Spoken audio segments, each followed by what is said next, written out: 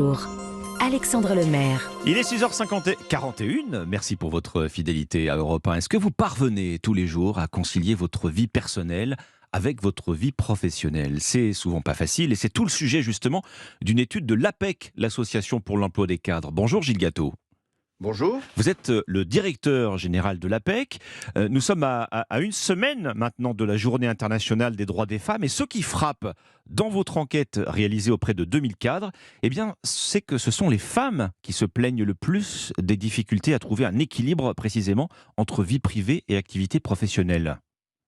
Oui, tout à fait. Quand on pense à l'égalité professionnelle entre les hommes et les femmes, on pense bien sûr aux écarts de rémunération qui persistent et qui sont toujours aussi importants Marqué, oui. et toujours aussi marqués. Mais ça n'est pas la seule inégalité entre les hommes et les femmes au travail.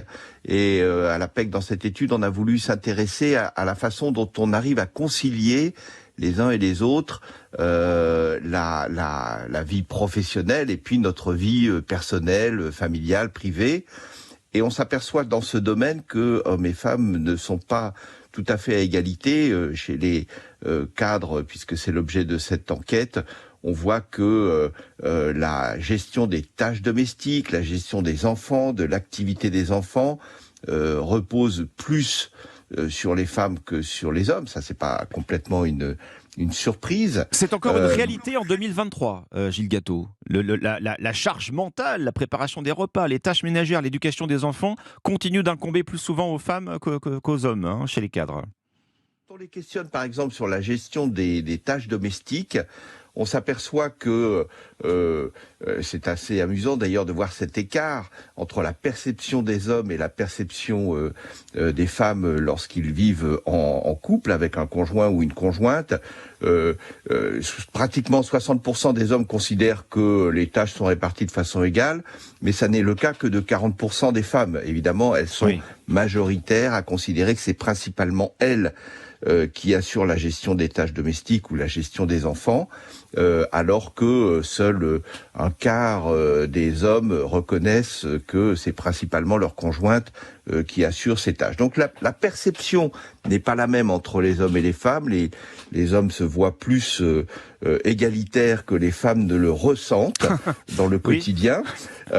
Et alors je ne veux pas semer la zizanie de bon matin, mais c'est un sujet quand même aussi parce que une partie de cette charge dont vous parlez, de cette charge mentale et de cette charge tout court, finalement n'est pas complètement reconnue, y compris au sein du couple, et elle ne l'est pas toujours non plus dans les entreprises, et c'est là-dessus qu'on veut bien sûr attirer l'attention, parce que cette inégalité face à la conciliation avec la vie personnelle et familiale, eh bien, c'est un facteur d'inégalité professionnelle et les entreprises peuvent agir dans ce domaine. D'ailleurs, dans cette enquête, hommes et femmes avancent un certain nombre de solutions qui pourraient faciliter cette conciliation. On va y venir, Gilles Gâteau, mais votre étude, je voulais qu'on insiste un petit peu là-dessus, elle évoque des conséquences sur la santé psychologique des femmes cadres. De quelles conséquences parle-t-on exactement?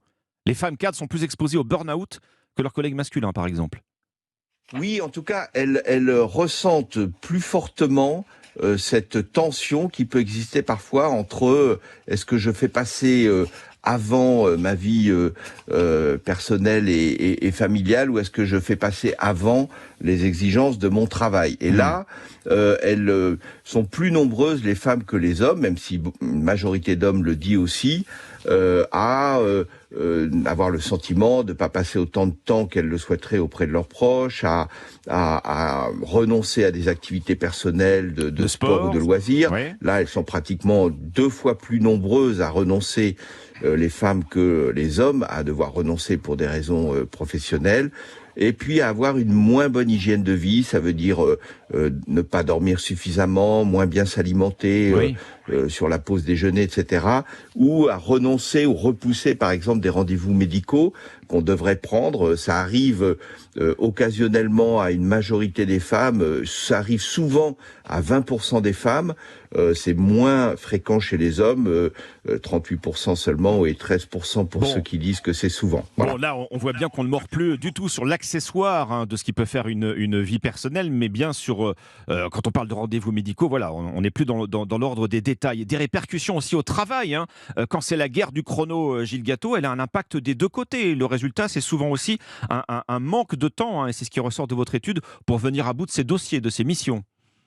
Oui, avec ce qui est frappant dans cette enquête, ce que nous disent les hommes et les femmes cadres qu'on a interrogés, c'est que finalement l'ajustement, il se fait plus sur la vie personnelle que sur le travail. Ils sont peu nombreux, autour de 4 à 5%, à dire qu'il leur arrive souvent de voir un peu bâcler leur travail ou de s'absenter de manière impromptue ou de ne pas avoir le temps de venir à bout d'un dossier. Donc souvent, on fait ce qu'il faut pour faire le job, un peu au détriment de sa vie personnelle. Ça, c'est le quotidien que ressentent un nombre significatif d'hommes et surtout de femmes. Ça veut dire que finalement, tout le monde en pâtit. Alors, il y a quelque chose qui est plébiscité. Alors, je pense que c'est vrai pour l'ensemble de la société, mais par les cadres, c'est le télétravail. D'ailleurs, les femmes, et c'est ce qui ressort également de votre étude, prennent quasiment la totalité de leurs jours de télétravail autorisé. Les cadres qui plaident pour davantage de flexibilité encore au travail, il y a tout un panel de solutions qui ressortent de votre étude, Gilles Gâteau. Plus grande souplesse dans l'organisation du travail, encadrement des horaires de réunion, la réunionnite, comme on dit. C'est ça aussi qui pèse beaucoup sur l'emploi du temps des cadres. Oui, et notamment bien sûr les réunions tardives qui sont évidemment celles qui rendent le plus difficile la conciliation de la vie personnelle et professionnelle, les réunions tôt le matin ou tard le soir. Et le télétravail, vous l'avez dit, a beaucoup facilité les choses, aussi bien pour les hommes que pour les femmes. Elles sont 47% à dire que la mise en place du télétravail a beaucoup facilité leur vie personnelle et enfin la conciliation de leur vie personnelle et de leur vie professionnelle.